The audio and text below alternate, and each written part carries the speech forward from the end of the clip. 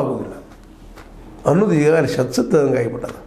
B J P ಬರಲಿ ಮತ್ತವ್ರು ಬರಲಿ ಮತ್ತು ಪತ್ರಿಕೆಗಳಿಂದನೂ ಆಗೋದಿಲ್ಲ, ಮೀಡಿಯಾದಿಂದನೂ ಆಗೋದಿಲ್ಲ. ಮೀಡಿಯಾ ಹೇಳ್ಬೋದು ಅಷ್ಟೇ ಹೆಂಗದ ಅಂತೇಳಿ, ಸಾಧ್ಯ ಇಲ್ಲ. ಮತ್ತು ನ್ಯಾಯಾಂಗದಲ್ಲೂ ಸಾಕಷ್ಟು ಕೇಸ್ ಹೇಳಿದ್ದಾವೆ ಭ್ರಷ್ಟಾಚಾರದ ಕುರಿತಾಗಿ, ಅದರಿಂದ ಯಾಕೂ ಸಾಧ್ಯ ಆಗಿಲ್ಲ. ಇವನ್ ನ್ಯಾಯಾಂಗಕ್ಕೂ ಸಹಿತ ಇವತ್ತು ಆರೋಪಗಳು ಬರ್ತಾಯಿದ್ದಾವೆ ಭ್ರಷ್ಟಾಚಾರದ ಇಲ್ಲ ಅಂತೇಳಿ. ಅಂದಾಗ ಹೋಗೋದು ಹೆಂಗಿದು? ಇದನ್ನು ಟೀಕಾ ಮಾಡಿದವರು ಸಿದ್ದರಾಮಯ್ಯನವರು, ಬಿ ಜೆ ಪಿಯವರು ಮತ್ತು RSSದವರಿಂದ ಬಿ ಜೆ ಪಿ ಇದು ಭ್ರಷ್ಟಾಚಾರ ಬೆಳೀತು ಅಂತ ಹೇಳ್ತಾ ಇದ್ದಾರೆ. ಅವರಷ್ಟೇ ಕಾರಣ ಅಲ್ಲ, ಎಲ್ಲರೂ ಕಾರಣ. ಸ್ವತಃ ನಾವು ಕಾರಣ, ಮತದಾರರು 500,000 ತೊಗೊಂಡು ಓಟ್ ಹಾಕ್ತಾಯಿದ್ವಿ, ಗ್ಯಾರಂಟಿಗೆ ಬೆಲೆಯಾಗಿ ಯಾರಿಗೂ ಓಟ್ ಹಾಕ್ತಾಯಿದ್ದೀವಿ. ಅದಕ್ಕಿಂತ ಮುಖ್ಯವಾಗಿ ನಮಗೆ ಉದ್ಯೋಗ ಕೊಡಪ್ಪ, ಪ್ರಾಮಾಣಿಕ ಮತದಾನ ಅದರ ಒಬ್ಬನ ಹುಡುಕಾಡೆ ಆರಿಸ್ತಿರೋದು ಜ್ಞಾನ ನಮ್ಮಲ್ಲಿ ಬರ್ತಾಯಿಲ್ಲ. ನಾವು ಸುದ್ದಿಲ್ಲೇ ಬರ್ತೇವೆ.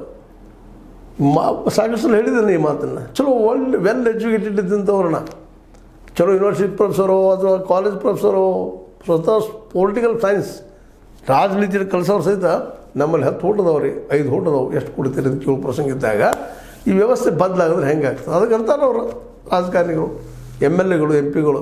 ಅಲ್ಲ ರೀ, ನೀವು ಕೇಳ್ತೀರಿ ಅದಕ್ಕೆ ರೊಕ್ಕ ಕೊಡ್ತೀವಿ ನಾವು ಅಂತ ಅವ್ರು ಹೇಳ್ತಾರೆ. ಅವ್ರು ಕೊಡ್ತಾರೆ, ನಾವು ತೊಗೊಳ್ತೀವಿ ಅಂತ ಇವ್ರು ಹೇಳ್ತಾರೆ. ಅಂದರೆ ಒಟ್ಟಾರೆ ಇಡೀ ವ್ಯವಸ್ಥೆ ಭ್ರಷ್ಟಾಚಾರದ ಗೂಡಾಗಿದೆ. ಇದು ಹೋಗೋದು ಹೆಂಗಂದ್ರೆ, ಒಂದು ಇಲ್ಲಿ ಮತದಾರ ಜಾಗೃತಿ ಆಗಬೇಕಾಗ್ಯದ. ಮತದಾರನ ಸ್ವತಃ ತಾನು ಯೋಗ್ಯರನ್ನ ಆಯ್ಕೆ ಮಾಡ್ಕೋಬೇಕಾಗ್ಯದ. ಯಾರು ಯೋಗ್ಯರಿದ್ರೆ ಹೋಗಿ ಅವ್ರು ಹಿಡಿದು ನೀನೆಲ್ಲಪ್ಪ ಆರಿಸ್ತರ್ತೀವಿ ಅಂತ ಹೇಳ್ಬೇಕಾಗ್ಯದ. ಇಲ್ಲ ಕಡಿಮೆ ಭ್ರಷ್ಟ ಹೇಳಿದ್ರೆ ಅವ್ರು ಹುಡುಕಬೇಕಾಗ್ಯದ. ಯಾರೂ ಇಲ್ಲಂದ್ರೆ ನೋಟ ಅದ, ಒಂದು ಭಾಳ ಒಳ್ಳೆ ಕೆಲಸ ಆಗ್ಯದ ನೋಟದಿಂದ. ಆ ನೋಟ ಪ್ರಯೋಗ ಮಾಡೋದು, ಎಲ್ಲ ನೋಟ ಪ್ರಯೋಗ ಮಾಡಿದಾರಪ್ಪ ಅಂದ್ರೆ ಈಗ ಯಾರು ನಿಂತಿರ್ತಾರೆ ಮೇಲೆ ಅವ್ರಿಗೆಲ್ಲ ಮುಂದಿನ 6 ವರ್ಷ ನಿಲ್ಲಕ್ಕೆ ಬರೋದಿಲ್ಲ. ಅವ್ರೆಲ್ಲರಿಗೂ ಖರ್ಚು ಆಗ್ತದ್ರೆ ಮ್ಯಾಕ್ಸಿಮಮ್ ಅದಪ್ಪ ಅಂತಂದ್ರೆ ಎಲ್ಲರೂ ಒಕ್ಕಲಿಂದ ನೋಟ ಬಳಸಿದ್ರೆ ನಿಶ್ಚಿತವಾಗಿ ಇವರಲ್ಲಿ ನೋಟಗಳು ಹಾಕಿ